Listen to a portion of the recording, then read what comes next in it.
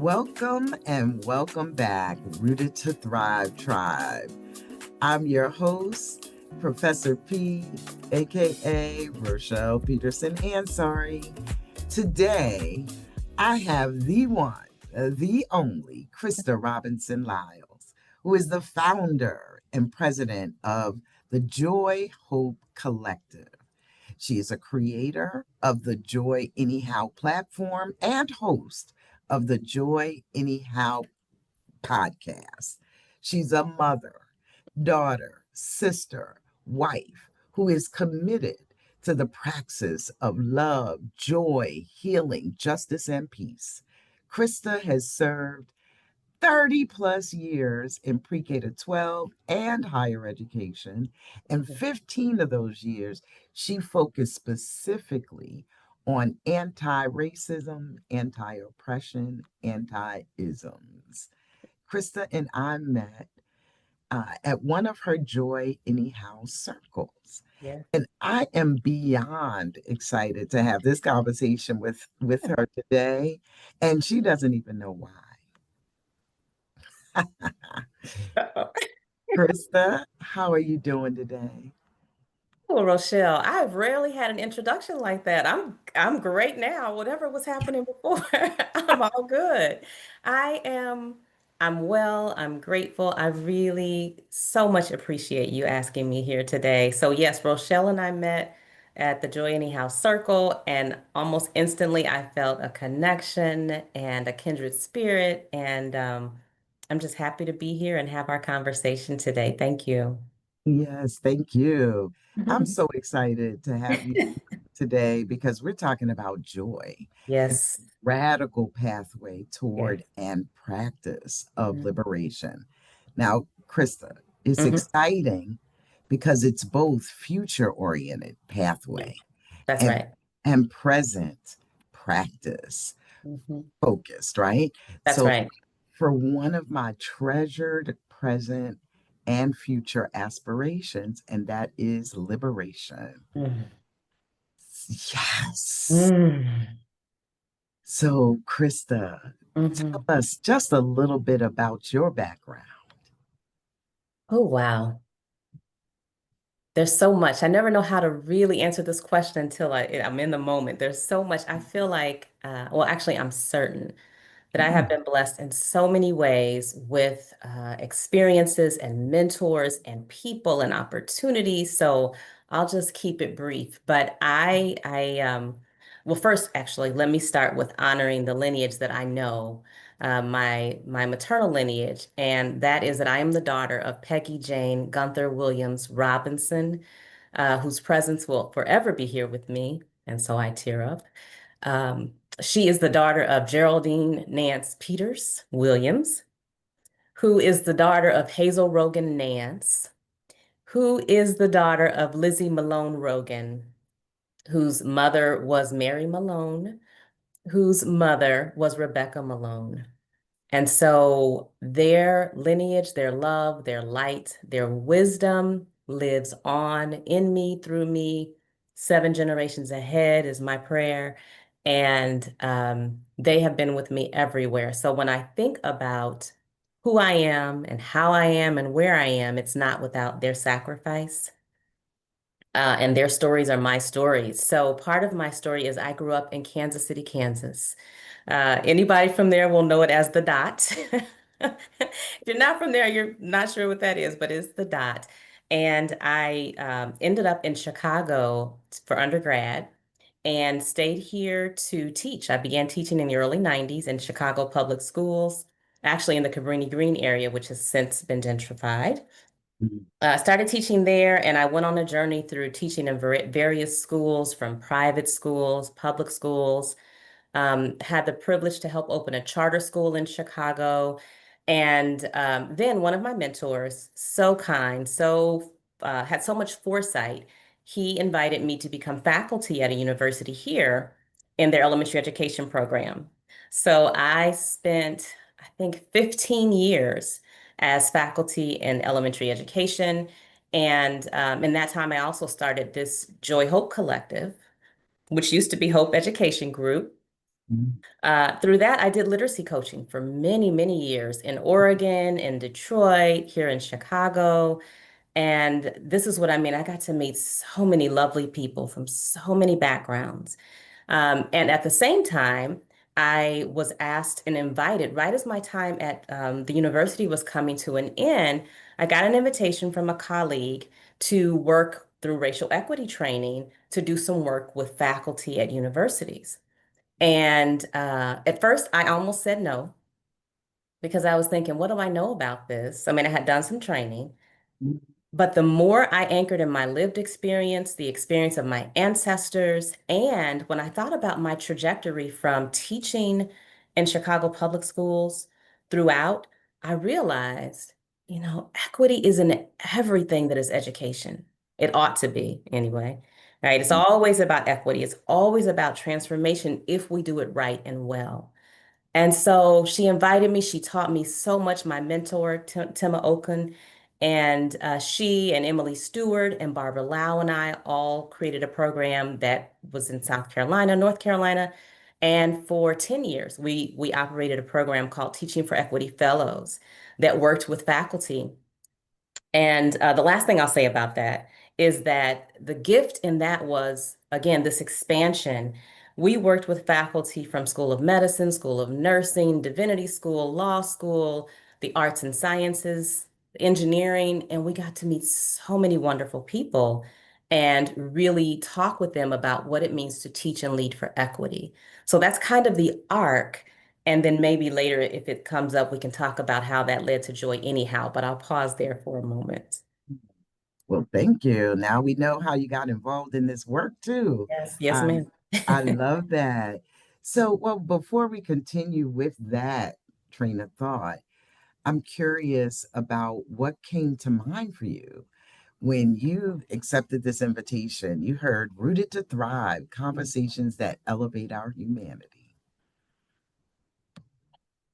So many, I can see so many pieces and ways and themes of alignment, but rooted, first of Mhm, all, I mean, almost every single word in there, rooted. And we talk about ancestral history. We talk about the ways that we know the world and navigate the world. We talk about there are four elements to joy, anyhow. And the first one that I name, one of them is rooted, and it being rooted. And it's tending and it's reimagining and it's embodying and all these things. But rooted to me speaks to understanding whether it's talking about racial equity or other isms.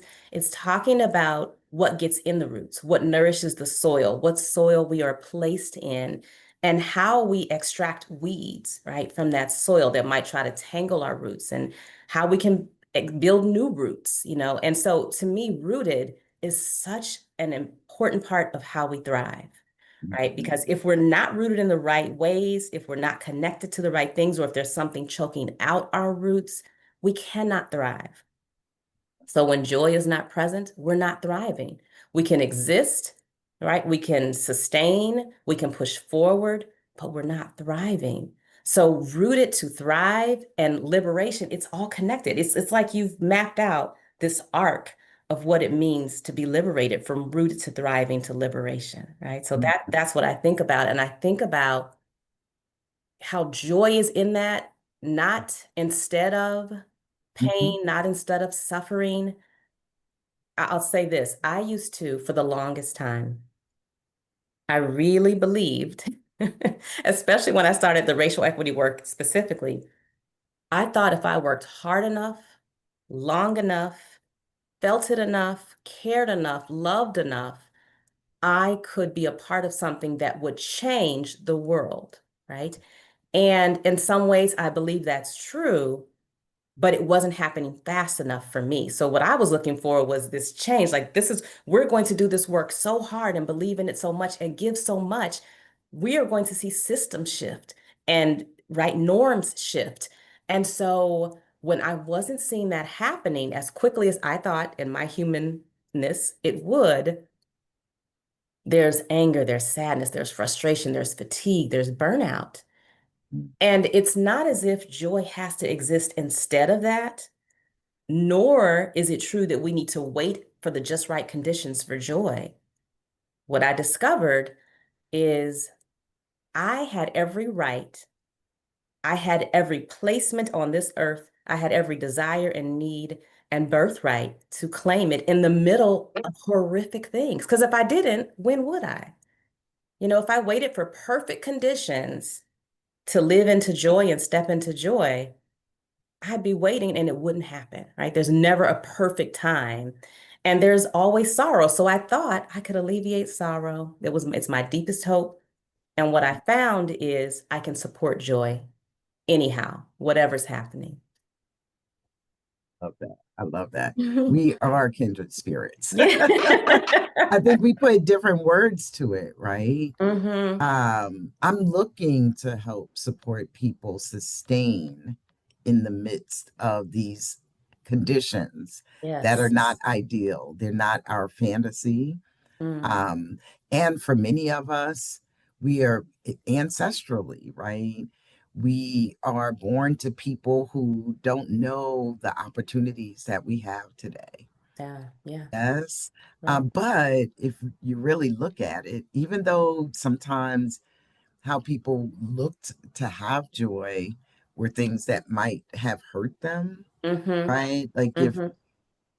and some that didn't. Like I think about the dance, right? Like, Yes. boy, we some dancing people, huh? Yes. Say that. We are some dancing people, right?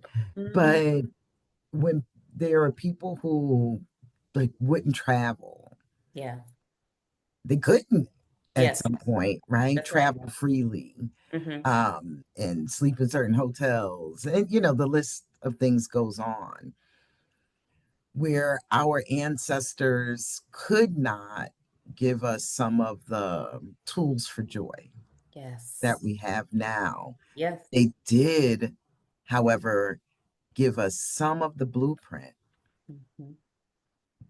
that speaks to just what you're saying, Hmm. that you do have to find joy. They may not have known how to help us get it, Yes. but they knew that we had to find joy. Hmm.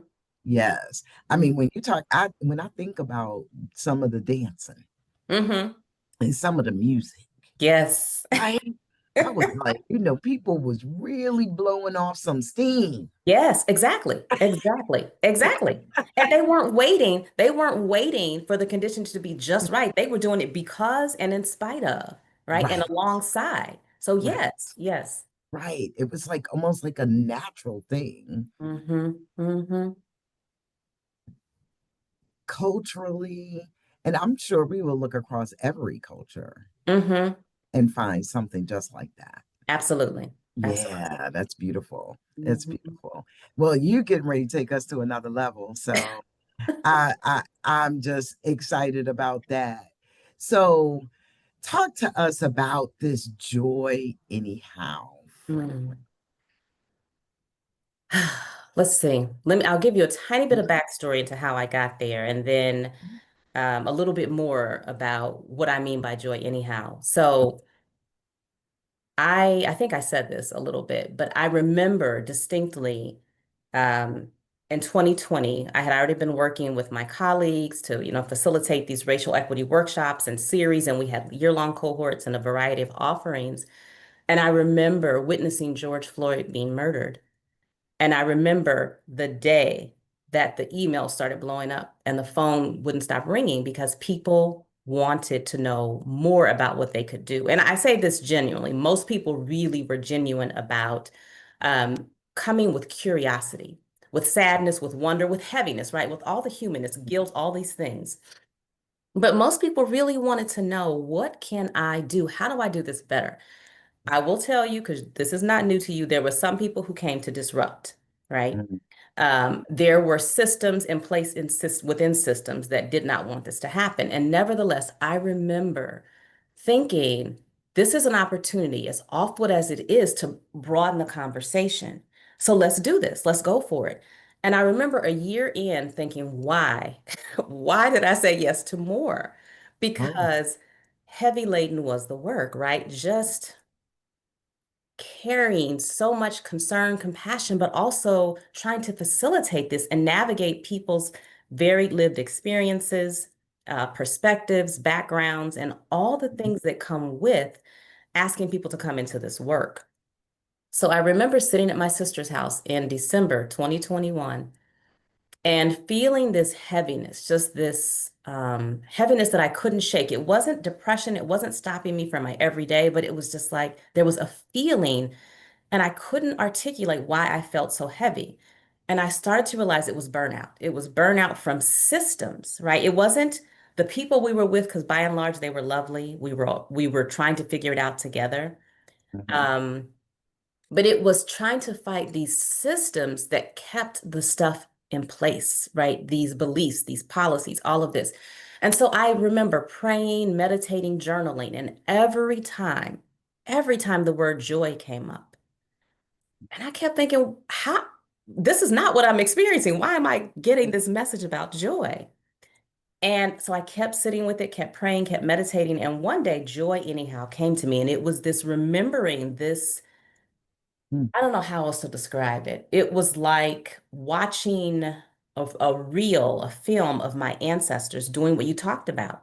Mhm. Joy, anyhow. Because my question was, I don't know how I'm going to get through this. This feels heavy. I feel myself withdrawing from situations and people and not trusting. And I don't know how to do this. And it was joy, anyhow. And I had this, I won't say it's a vision. I had this image, though, Yeah. of not allowing that to stop me from living the one life I have. So it was joy anyhow is there is suffering. There is going to be suffering. I can support people in some ways, and there are some things that I can't do anything about. But what I can do is honor the gifts, the blessings, the skills that I have in service of whatever it is we can do collectively to thrive. So we can survive, and that's important. We can sustain, and that's very important. And we can also thrive. And trying to figure out how to do that was very curious to me. So I started thinking about what I really needed and what I had. And what I had was this gift and skill for holding space. What I needed was more community to do that with.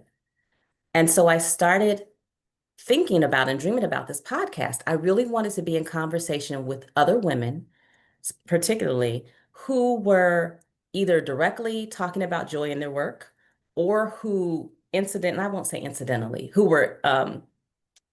by way of the work they were doing, joy was embedded in it. And that's kind of how the podcast was born.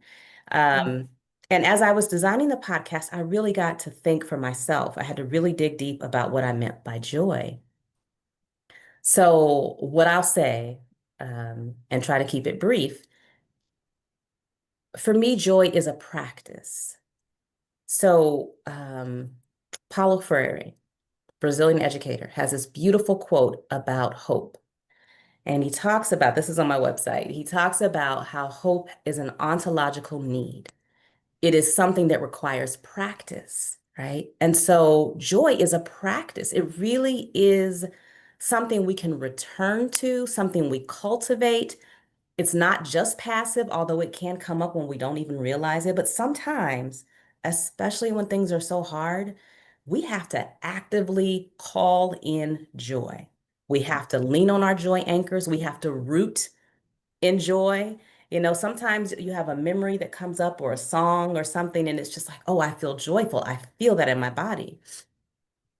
When my mother was going through cancer, when we were having all kinds of illnesses in our family, I was not walking around feeling joyful, right?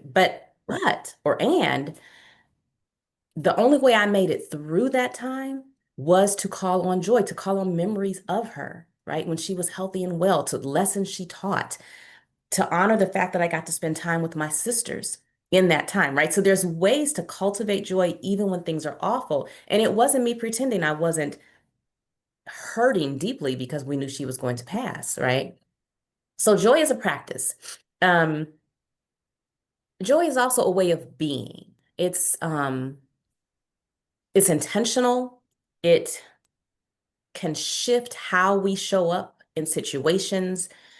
It can be a guiding light for us, but it can be an anchor. And so it is a way of being that we call on, we draw on, we go back to. It becomes a root for us. It's also a framework. It's a pathway, right? We can choose joy as a framework for how we live our lives.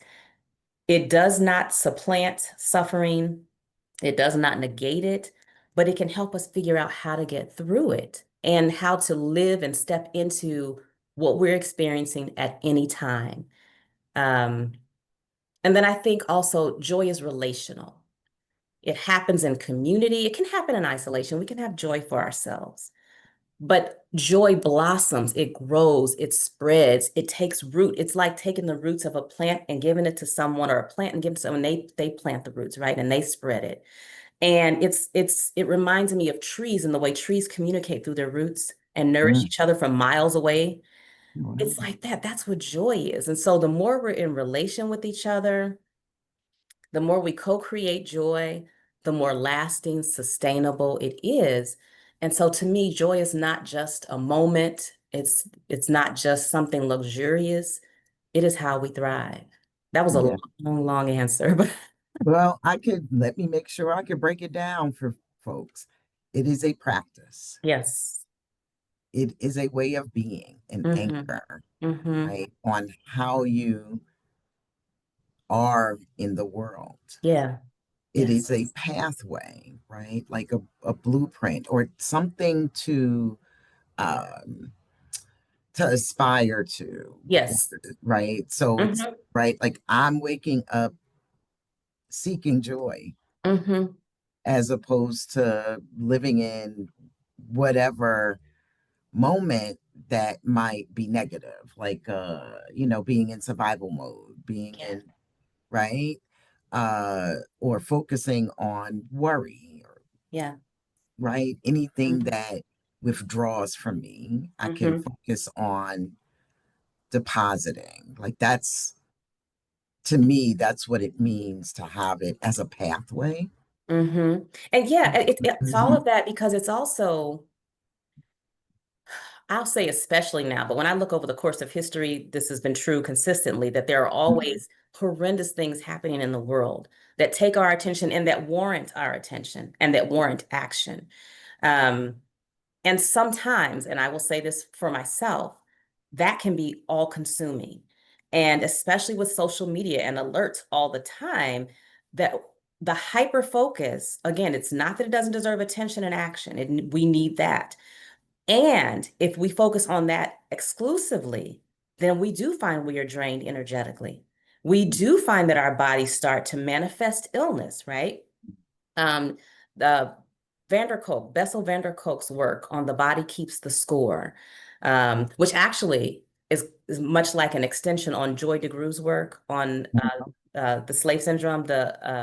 Oh goodness, I'm going to lose the words, but it's built on her work, and it's talking about how our bodies keep score of everything. It keeps track. So even if we think mentally we're doing okay, when we are not acknowledging the pain, the hurt, and working through that, because we can't get around it, right? Right. That does something. Eventually, our bodies will show that. And Hmm. joy is the same way. Joy can also take root in our bodies. So when we at least try to find equanimity and we at least have some of both, then we're Hmm. giving our body a chance to recover. You said this, the nervous system. It doesn't get a chance to reset if we're always on edge, always in flight mode, right? That's right. And so that's what joy does. It's not about switching from something awful or turning our heads. It's not about seeing something awful happen and say, oh, but it's okay, everything's good. It's not Uh-huh. toxic positivity. It's what you Hmm. described. There's also joy, right? Yeah. Suffering's going to happen, sorrow's going to happen, and we'll do what we can. There is Mm. also joy. That's awesome. Yes. And finally, as you mentioned, that it's relational. It Yeah. blossoms Mm-hmm. in Mm-hmm. community. Yes. That's critical. I have a core belief. So I'm just gonna say it's the truth. I That like that. we were born in to be interdependent Oh, yeah. in this Absolutely. world. Like that to me is a fact. Yes. So anything that interferes with that interdependence can withdraw from us. And seeking to be interdependent actually is a gateway Mm. for us, like, to experience anything that we want exponentially. Mm-hmm. So if you want joy, you want liberation. Mm. Actually, I don't know that liberation is possible without others being liberated. Agreed. And Agreed. again, that's a core belief, right? Like that's a paradigm, right? Like Yes. that I have around, and many people of African descent have, Mm-hmm. right? That Yeah, that there's my not, liberation is tied up with yours. that's Yes. right. There's Yes. no me without you. That's right. That's Yeah. right. And so when you think that way, of course, whatever you experience, whatever you're going to grow into, only has you only have the best opportunity to get that and Mm-hmm. more even Mm-hmm. Mm-hmm. with others. Mm-hmm. Mm. Yeah. And you know what's so beautiful about that, Rochelle, is this is what I'm hearing you name is how this is true. So we know this culturally, many people, I won't speak for everybody, and many Mhm. cultures know this. Indigenous cultures in the US know this, right? Indigenous Australian cultures know this. African cultures know this. Um, so we know this culturally, but there's also scientific basis to this. When the earth is not well, what happens? The soil is not well, the water's not well. Well, if we're harvesting from the soil and we're using the water, and then it's evaporating into the air and we're breathing that, we are all interconnected. Human beings, not other than human beings, non-living things, we are all connected and we all have an impact. That's right. And we're not all impacted the same way, right? Depending on wealth structures and gender and racialized structures and oppression and all of this.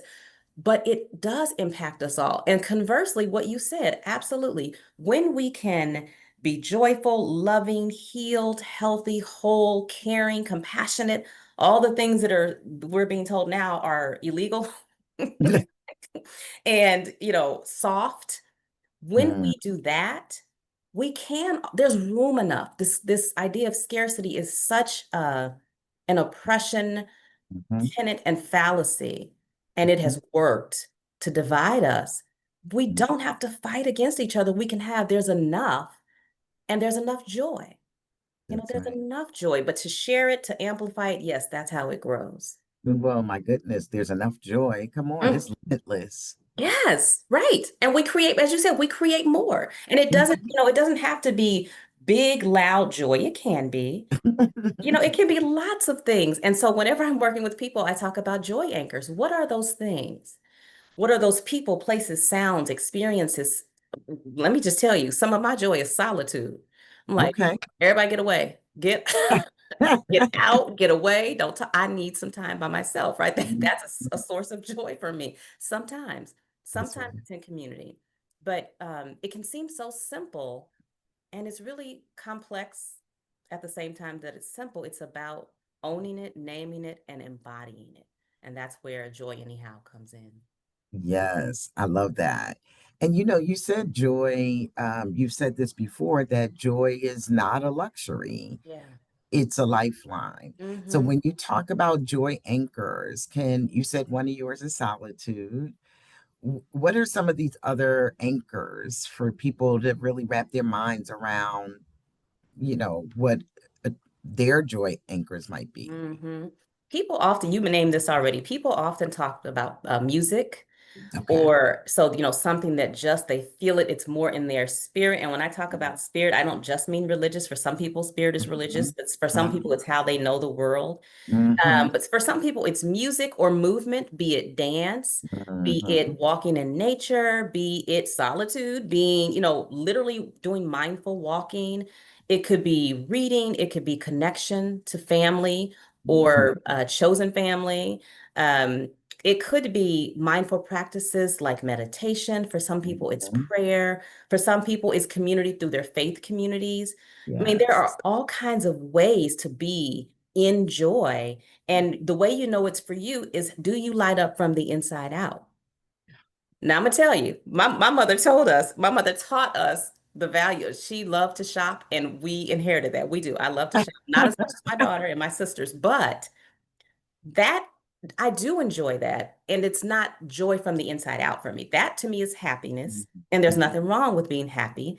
Mm-hmm. And and joy though lights me up and extends and grows and lasts and lasts. It's something I can come back to again. So I Yeah. can say this song, I can come back to this song over and over.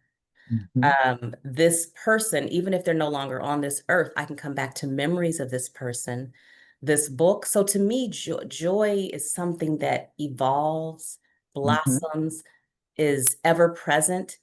And it's funny because I'm a lover of semantics. I really want to get into the weeds about, language, and I love linguistics. I love all of that. I love philosophy. And I was talking to a guest on my podcast once about joy. Mm-hmm. And I usually ask people, how do you define joy? Is it different from happiness?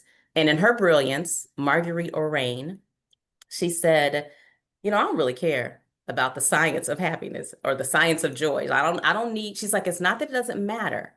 I personally don't need someone to define joy for me. And she said, I know when I feel joy. And yes, Yeah. I think it's different from happiness, but I know when it's deep inside and it feels like a root, right? So here we go back Mm-hmm. to root to thrive. And that's essentially what she said. I know because I feel rooted. And Mm-hmm. so if she loves ice cream or whatever, which I do, uh, that's not rooting me. It is bringing me some happiness. I do enjoy the taste. Mm-hmm. But joy is different. So people have different anchors, and I think it's important to name what those are for yourself, to let them evolve. They don't Mm-hmm. have to be set. They can change over time. Right. And for me, the question is always is how is this nourishing me? If it is joy, how am I being nourished? And what is in that might allow me to share it with someone else at some point? Doesn't Mm-hmm. mean in that moment I have to get up out of my solitude and go do something. But That's right. if it's nourishing to me, it's opening me to be more heart connected to other people and to amplify the joy in support of their liberation. That's right. Yes. You know, what was it? Was it 20? It's interesting. It was around the same time.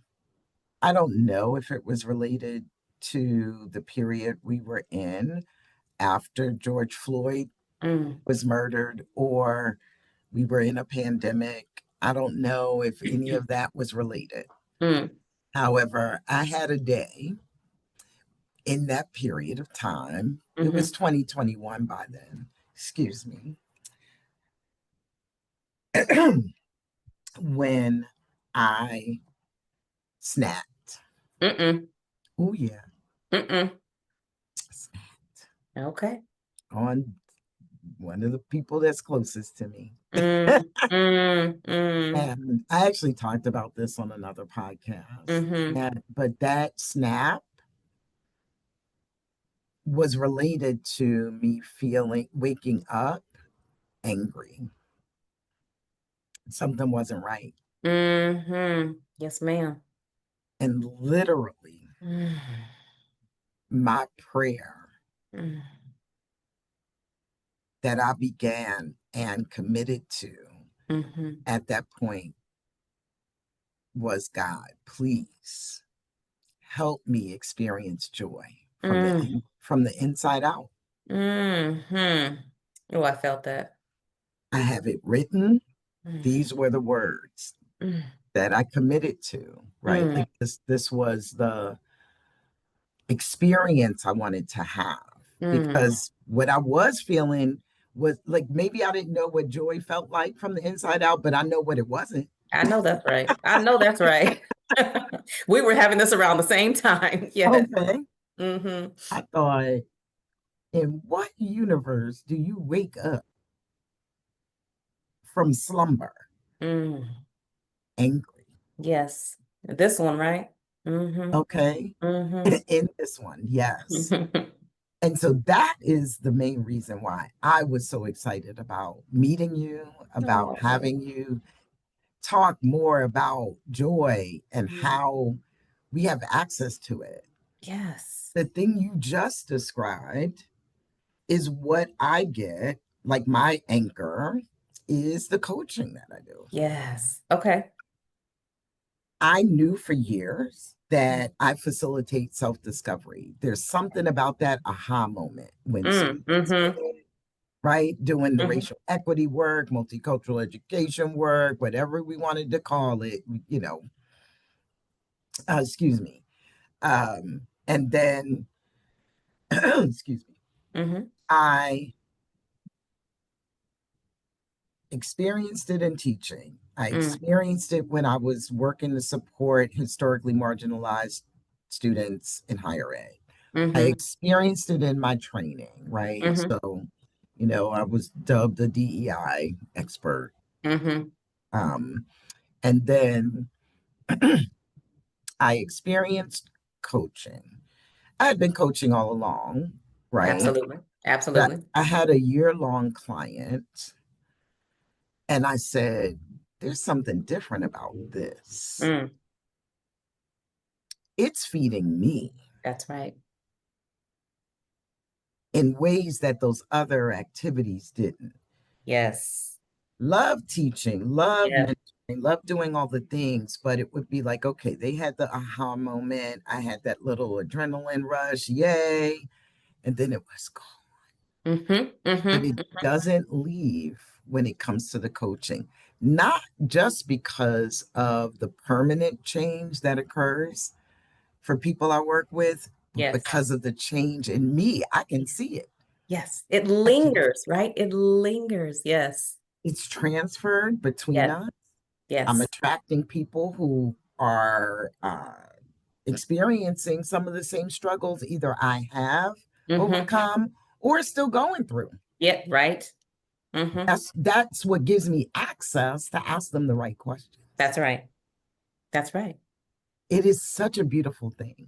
It is. It's beautiful to experience, and it's beautiful to hear you talk about. And that's what I mean by relational education. When I Mhm, say I'm a relational educator, that's it. It's not one directional. It's mhm. co-construction. It's Yeah, honoring people's lived experiences and stories yeah. and my own. And it is transformational and sometimes more for the other person or more for me, but it lingers. We Mhm, savor it, we learn from it, we transform through it because of it. It lingers and it leaves a lasting impression and pathway that's right. available to joy. And the fact that you could notice that, Mhm, and it's funny to me because that's what I feel with joy anyhow. mhm, I have mm. been, I'm telling you, so grateful because I'm not confused about being blessed and grateful over all these years with, I mean, role after role, position and person after person who supported and mentored and poured into me. Yes. And never have I experienced the, I want to say joy, and I don't want to overuse it, but Mhm, it is joy in creating this ecosystem of offerings yes. and witnessing how I have come through this journey. It's not as if I'm not still on it, but Mhm, having gone through so much in the last 3 or 4 years, the last 2 years were horrific in my family, horrific, mhm, just thing after thing after thing. And being about the practice, embodying it, and being able to share that with other people, in mhm. addition to my professional journey, I'm like, this is what I'm supposed to be doing right now. I was That's supposed to do everything else I did. I believe that. But mhm, right mhm, now, mhm. this is feeding, nourishing. This is the most joyful I felt in work and my sacred work in the world in a long time. In a long Yes, time, indeed. if ever. Mhm. So I feel Yes. you. Yes, exactly. It's a level of contentment that I think the old folks in my Christian community would call that peace Mm, beyond your understanding. mhm, mhm. Beyond. Yes, Yes, yes. because for many years now, I mean, many, so several, right? I anchored the anger in 2021. So I'm like, right. So this is being recorded in 2025. So I'm saying many years, but look, it's out of 4 years, right? Just 4 years. But Yes. it feels so good Yeah. that I don't even remember not Mm, feeling that way. And mhm, here's the other piece. When you experience the joy that you're talking about, mhm. you embrace it, then you actually are more in tune to the tension. Yes, that's right. You're more in tune to it. There was a Yeah. time in my life when I literally, this was decades ago though, but I literally had so much tension in my shoulders, I didn't feel it. Oh, Didn't even feel it. And started to go to a massage therapist in the chiropractor's office. And I remember her really kind of getting that, kneading it out of my mm, shoulders. mm, And the first time I felt like, oh, I feel tension mm. when I never had felt it before. Yep. That's how tense I was. Yep. And this is like similar to that, right? Mm-hmm. So when you're anchored in joy, you feel, you can feel the emotions come up, and it's actually easier to see them as something separate from who I am, Yes. right? Yes. I'm Yes. experiencing anger, That's right. I'm experiencing frustration, Yes. but that's not who I am. That's right. That's and this metaphor that you well, I'm taking this metaphor from what you Okay. just said and extrapolating to joy anyhow, because if we think about what systems of oppression do to our bodies, our minds, our spirits, right? It entices us to become so numb, Mhm. so frustrated, so angry, so detached from who we really are, who we are really called to be, to separate and pull back from everybody and everything that doesn't serve the system that's eating us alive. We can become numb to it, right? Yes. And we can, in our bodies, Mhm. we're not numb, actually. There's a lot happening that is just slowly but slowly deteriorating. So this is an important point, because what I don't want people to take away is just when you are really working toward joy, it's just this miraculous overhaul. Mhm. There will be pain when you start to acknowledge where there was not an experience of joy before, right? When Correct. you start to say, I am angry, and I'm acknowledging that anger and I'm digging into the source, I'm doing the personal work, I'm Mhm. untangling habits and patterns and beliefs and conditioning.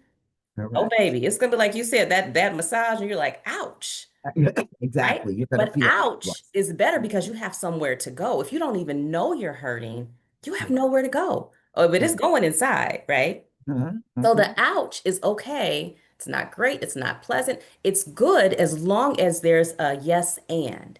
That's Yes, right. there's an ouch. Mhm. And what are my options? I can get support from a therapist. I can figure Mhm. out the source of this pain. I can physically work it out mentally, emotionally, right? There's all kind of options, and they aren't all financially costly.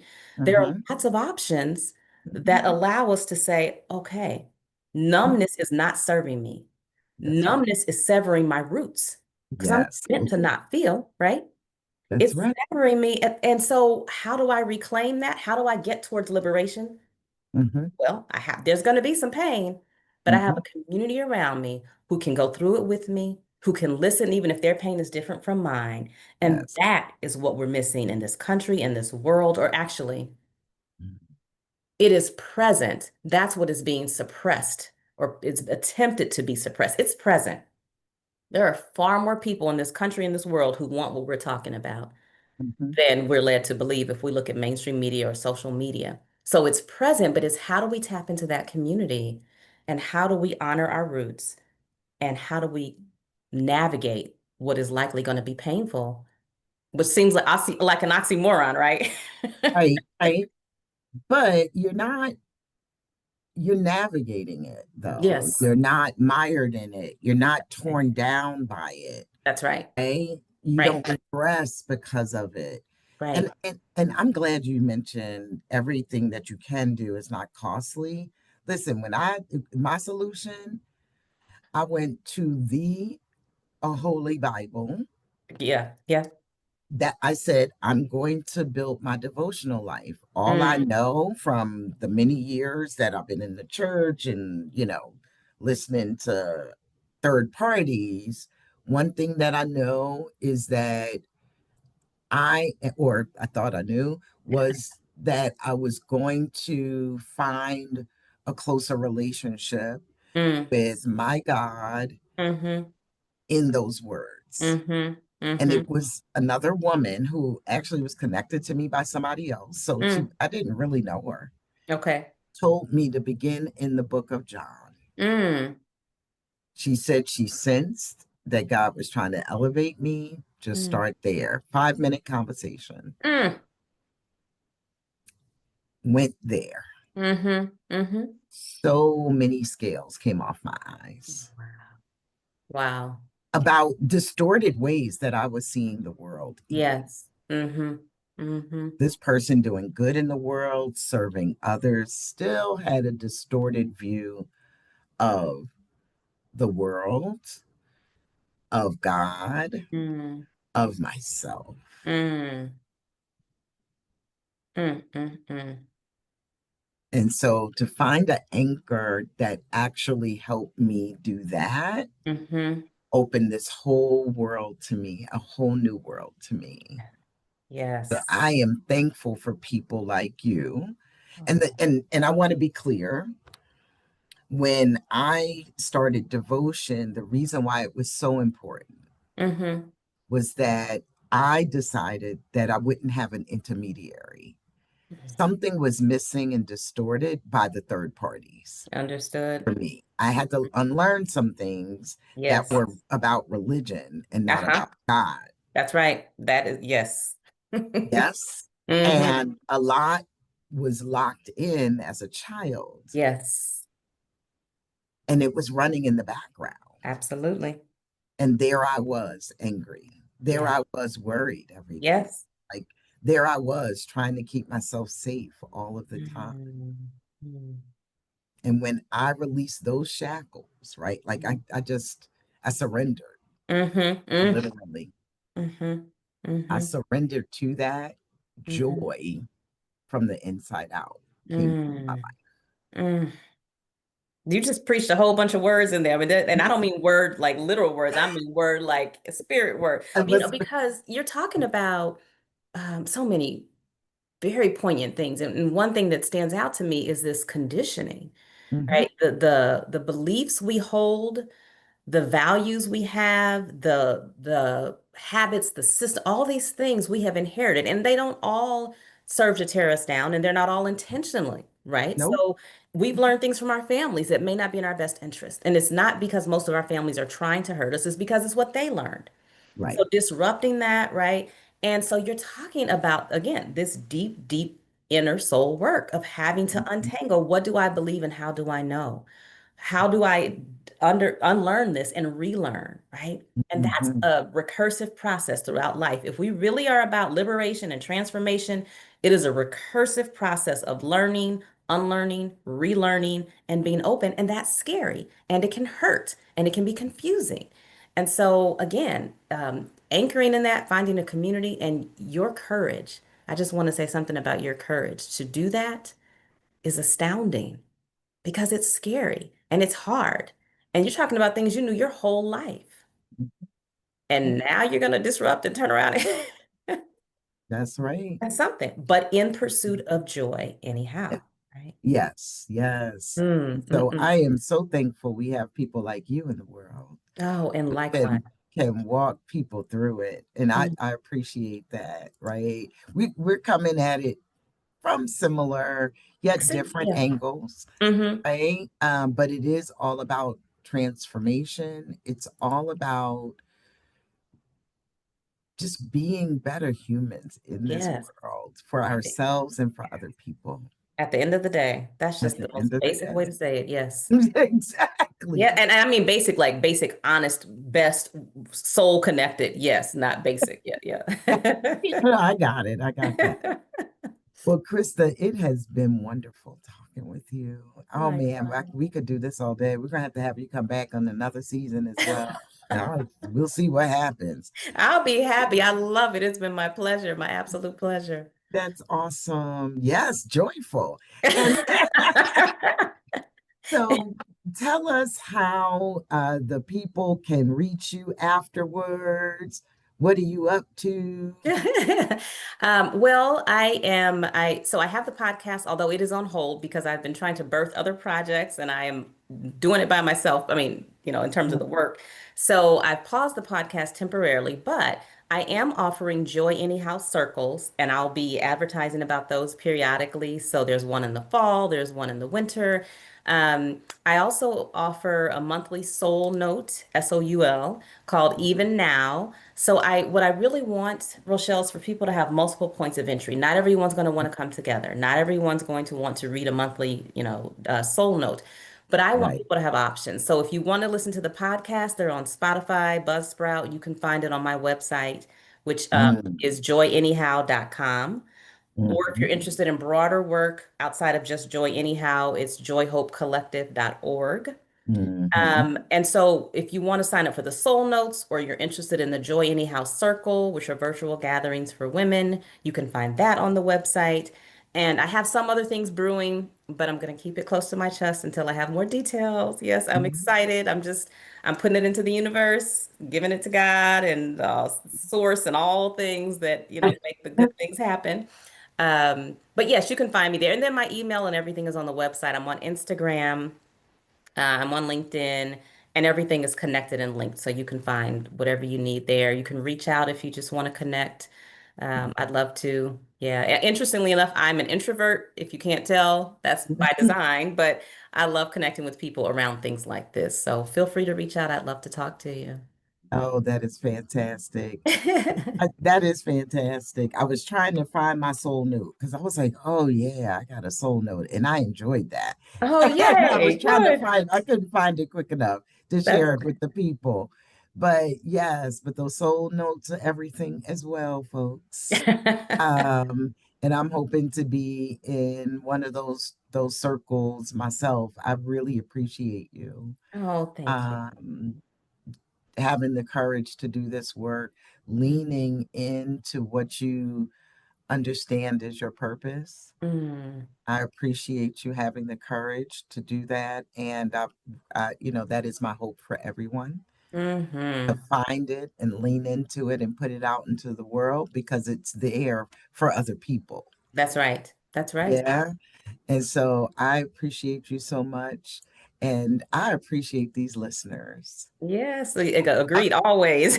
Yes, I want to thank each and every one of you who stopped by. Please, you know the ritual.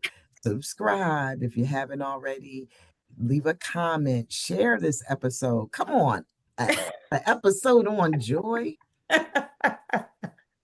Okay, put Krista Robinson-Lyles out there. You are so Yes, funny. Thank you. and I'm going to say joy anyhow. Come on, that's a TEDx, sis. I Yeah. don't know if that's in your little, your plan, but there's a TEDx right there or TED Talk, period. Main We'll stage. see. Okay, now you're just putting stuff out there. We'll see. I will let you know. Okay. Wonderful. And to everyone, again, thank you again for listening to Rooted to Thrive. Welcome.